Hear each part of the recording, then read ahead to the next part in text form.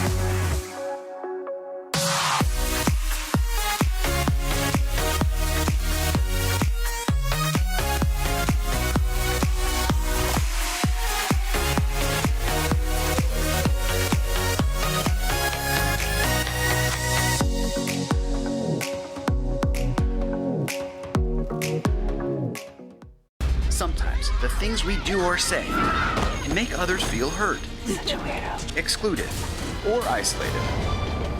Everything you say and do creates an impact. How am I supposed to save the whole world? You can't think about saving the world.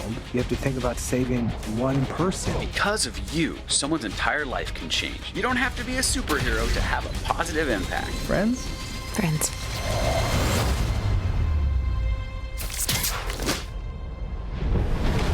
Hey, Bobo, do trees tell each other stories? I'm sorry. I'm afraid I don't know that. Hey, why don't we go find out? Listen. Do clouds take naps? I couldn't tell you. Dad, do stars visit their friends? Look!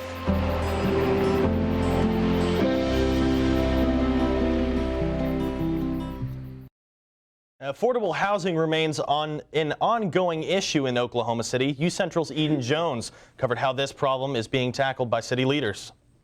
Approving the minutes as presented, signify by saying aye.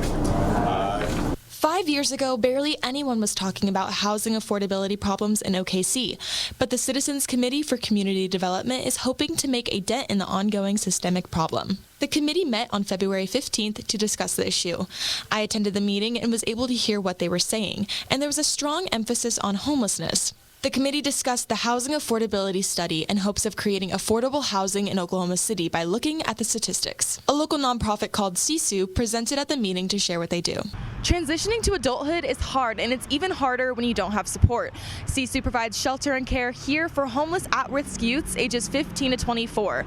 They attended the meeting to request some funds and hopefully get some enhancements. CSU offers beds, a resource center, a pantry, and a game room, but they're hoping to take it up a notch. So our new campus for CSU will be an emergency shelter and our drop-in center. It'll let us expand resources there and provide kind of a hub for resources for young people. That'll be phase 1. So in a phase 2, we have space to build a whole other building where we can do a full service hub. We'll have a medical a medical clinic on site, have classes on site, have service providers, therapists, and then also a few apartments there on site, some small efficiency apartments for young people who need a little bit more help moving to that next stage. The name CSU comes from the Finnish word meaning overcoming great obstacles, and with the expansion, it will give CSU room to grow and an opportunity for young adults to overcome obstacles and have a smoother transition into the world. It's really helpful for us to see it in the statistics that there is a very large shortage of housing for young people that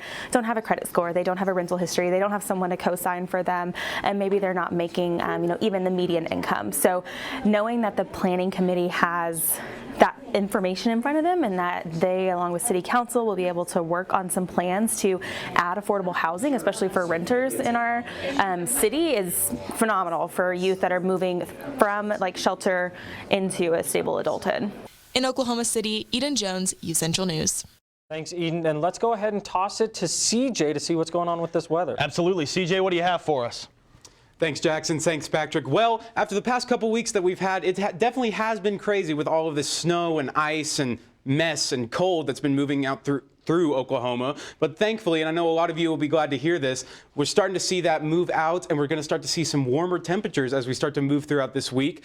So some warmer temps going throughout the week. Spring weather is finally going to arrive as we start to move into this next week, start to move into March out of February. But we do have a small chance for a storm next weekend. We'll go ahead and cover that here, just coming up here in a minute. Let's go ahead and check around current conditions around the state real quick. As you can see, feeling pretty nice. Oklahoma City sitting about 64 degrees. Enid sitting at 70. So as you can see, lots of mid-60s, low 70s around the state. It is feeling warm. None of that ice, none of that cold Arctic air is here in the state currently, and I know a lot of you are glad to hear that. Let's go ahead and take a look at tonight's forecast for Edmond. It's 38 degrees is going to be our low, sitting in mostly cloudy skies. The wind is not going to be too bad. It's blowing southwest about 5 to 10 miles per hour. Not a lot of chance for rain tonight. It is going to be a little cold tonight, but not as bad as it has been in the past couple of weeks. Let's go ahead and check tonight's temps around the state. As you can see, It's going to get a little below freezing in some parts of the state, Altus, Clinton, Guymon, Ponca City. But for the most part, we're going to stay above freezing throughout most of Oklahoma. So thankfully, most of that ice that has been left over from last week's storm will start to melt away.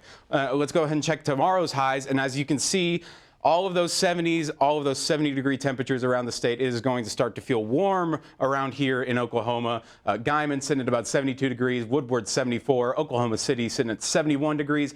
It's going to be a nice and warm day tomorrow. So let's go ahead and check out your forecast for tomorrow here in Edmond. So at 7 a.m. it's going to be about 38 degrees with cool skies, partly cloudy, not too bad out there. As we go into noon, it's going to warm up to about 68 degrees. And then 7 p.m. we're going to start to see those skies start to clear out, and it's going to be sitting at about 62. So a very nice day coming up for you tomorrow in Edmond. So if you have any plans, make sure you plan ahead and make sure you do it tomorrow because it is going to be a very nice day. Let's go ahead and check our 7-day forecast coming up for Edmond this week. As you can see, going into tomorrow, high of 72. And as we go throughout the week, we're going to see a lot of highs in the 70s as we start to see this warm front move into the state of Oklahoma. And as you can see on Saturday and Sunday, we do have a slight chance for rain as that temperature is going to drop from 75 to 59 on Sunday night. But it is not a very large chance, so I wouldn't hold my breath on it. Guys, that's all I have for weather right now. Back to y'all at the desk.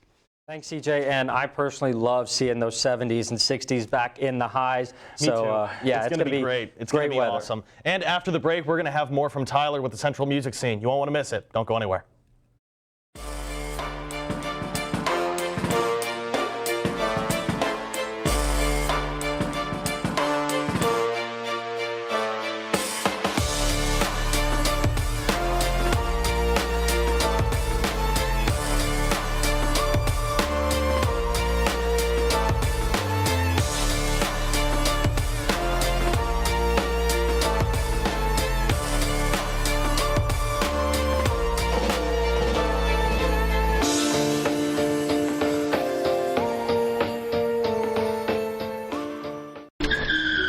If I could go back and change it all, I would. I think I'm gonna miss you the most. I'm sorry. I'm so sorry. I'm so sorry. Or maybe it's just the little moments. If I could go back and change it all, if I could go back, I would. But I can't.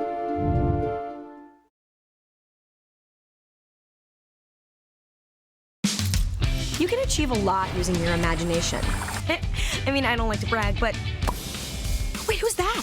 And why is she all over these achievement awards? But with STEM, the sky's the limit. Shaboom! Use STEM to envision... Okay, I'm seeing it. Yeah! Invent... Got any ideas? I've got a few, actually. And create a better world. Told you she's super smart. If she can STEM, so can you. Find out more at SheCanSTEM. In the land of wonder and awe, you won't believe you see what you saw. Where there's something to do for young and for old, where stories are written and then they're retold. Visit travelok.com today. Come see for yourself and come out to play.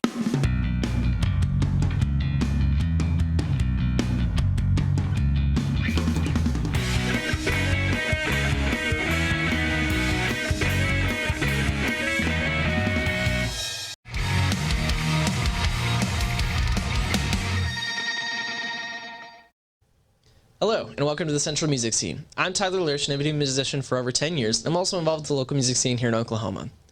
I'm going to be bringing you the latest news on local shows, artists, releases, as well as national music news. Let's get right into it. First up for today, we have some great news for mid-2000s pop-punk lovers. Avril Lavigne has released her latest album, Love Sucks. The album features artists like Machine Gun Kelly and Blackberry, and is currently sitting at the number 2 spot on the iTunes charts, and the song Bite Me already has over 38 million plays on Spotify. If all you skater boys and girls want to take a listen to the album, it is available on all streaming services now. Second for today, the Ukrainian metal band Ginger has confirmed their safety following Russia's invasion of Ukraine this last week. On February 24th, the band released a statement on Twitter saying, "Please know that in this time we really depend on you, our fans, in every country to support Ukraine and peace in our country, however you can. Especially our fans in Russia. You and your opinion can matter the most at this time." Third for today, local punk band Grandpa Vern is in the studio. The band is currently influenced by hardcore bands Drain and Turnstile, and has been together for about 2 years. The band stated in an interview that they are tentatively planning to release a single in this April, as well as releasing an EP this summer. The band has had recent success with songs like Stomp Out, Sleep Paralysis, and Wake Up. If you would like to check out their music, it is available on all streaming services, and they will also be playing March 4th at the Resonator Institute in Norman, with Death by Knowledge in Las Vegas Airport. And finally for today, Shout, Shout, and Let It All Out, Tears for Fears released their latest album, The Tipping Point. Famous for the 1985 song Shout, as well as Everybody Wants to Rule the World, the band saw great success in the mid to late 80s. This latest album is currently charting at number 3 on the iTunes sales charts and is the first album that is not a remaster or collection released by the band in 17 years. The current most streamed song is the title track, The Tipping Point, with over 2 million plays on Spotify. If you would like to check out the album, it is available on all streaming services right now. Well, that's all I have for you today. Be sure to check in on Wednesday for this week's lineup of shows around OKC, as well as more music news. Back to you at the desk. And thank you, Tyler. And Peyton is going to have updates for UCO men's and women's basketball coming up next for sports. Stay tuned.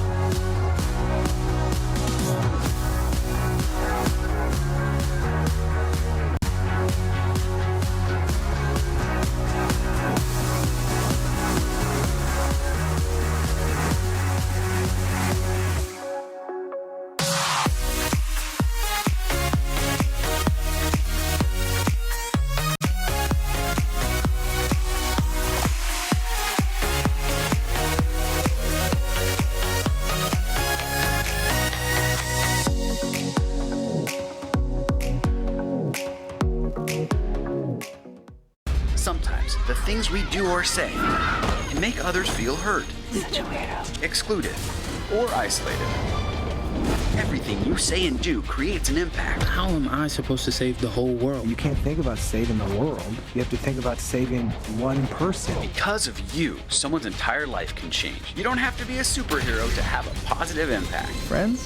Friends.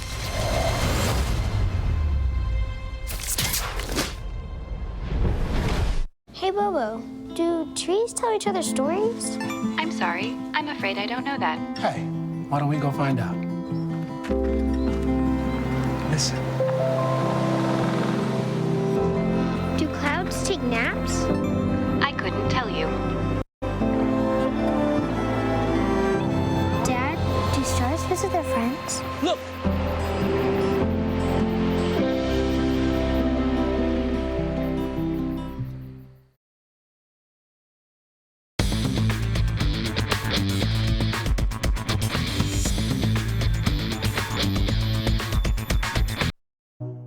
Welcome back, Bronco fans. I'm Peyton Scott, and this is your Monday Sports Update. Your UCO Bronco men's basketball team are MIAA regular season champs after a 95-76 win against Missouri Southern. Jaden Wells and Colin Hayden led the way in points with 18 for Wells and 17 for Hayden. Central claimed their first MIAA regular season title since joining the league 10 years ago. UCO finishes the season with a 23-5 record and a 18-4 conference record. Their 23 wins on the season are tied for 9th in school history. The Broncos' 18 wins in conference play is the best since joining. UCO will be the number 1 seed in the conference tournament that takes place in Kansas City next week. They will play the winner of Central Missouri and Northeastern State Thursday at 6 p.m. On to the wrestling mat. Heath Gray breathes rare air in becoming only the 3rd UCO wrestler to become a 4-time regional champion. UCO saw first place finishes from Paxton Rosen, Tanner Cole, Brick Filippo, Dalton Abney, Sean Streck, and with 2 others finishing in the top 3 at their weights in the NCAA Division II Super Regional Tournament last Saturday. This helped the Broncos win the NCAA Division II Super Regional. UCO went 28-7 on the day with 15 bonus points and stacking up 153 team points to collect its 2nd straight regional crown and the 21st in school history. The NCAA Division II Wrestling Championships are set for next Friday and Saturday, March 11th and 12th in St. Louis, Missouri, with Central set to take 8 wrestlers in search of their 16th national championship, and their first since 2007. Number 3, Central Oklahoma, and number 2, Indianapolis met Sunday in the ITA Indoor National Championship semifinals. The last meeting between the two schools came last year at the same tournament, in the same semifinals, but the result would be different in 2022. Grace Chaddock won a thrilling 3-set match in number 4 singles to send Central Oklahoma to the championship match. UCO's number 1 ranked duo in ITA doubles, May Canetti and Christine Canetti, trailed twice in their match against Indianapolis and came back both times to win their match 8-7. UCO played Barry University at 11 a.m. today, losing that match 0-4, but they still walk away as national indoor runners-up for the second time in 3 years. UCO's baseball team played 2 games of their 3-game MIAA series against Missouri Western over the weekend on Saturday and Sunday in St. Joseph, Missouri, going 1-1 in their meetings with the Griffins. On Saturday, the Broncos pitchers let the Griffins have it, pitching a no-hitter through 8 2/3 innings before 2 singles in the 9th broke that up. UCO would go on to win that game 2-0. On Saturday, the Griffins soared back and beat the Broncos 7-4. The Broncos dropped their second game of the series as Central fails to get the bats going early, not scoring their first run until the 4th inning. UCO is now 6-4 on the season and 1-1 in the MIAA. UCO is back on the baseball diamond today as they play their 3rd game of that series today, and that's going on right now. That's everything I have for sports today. For more news, scores, updates on everything UCO athletics, visit broncosports.com. Have a great day, Edmond. We'll take it back to Jackson and Patrick at the desk. Thanks, CJ, and congratulations once again to Coach Bob Hoffman and his squad on an incredible season they're having. Can't wait to see what they do this weekend up in Kansas City. Absolutely, and when we come back, we're going to have a final look at weather. Don't go anywhere.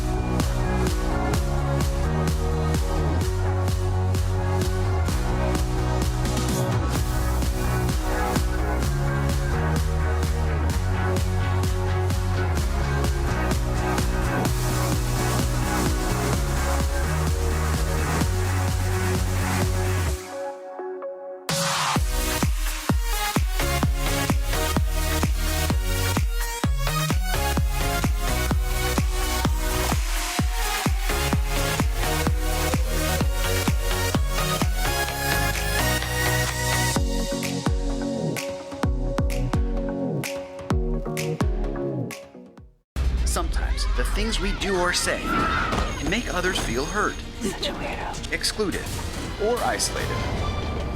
Everything you say and do creates an impact. How am I supposed to save the whole world? You can't think about saving the world.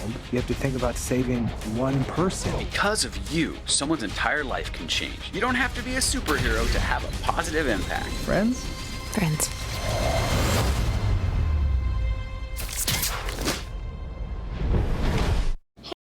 And welcome back. This weather has certainly improved from that whirlwind of a winter storm we got last weekend. That is very true, and we're going to toss it over to CJ, who's got more on the warmer weather that we're going to be having. CJ, what can we expect for the rest of the week?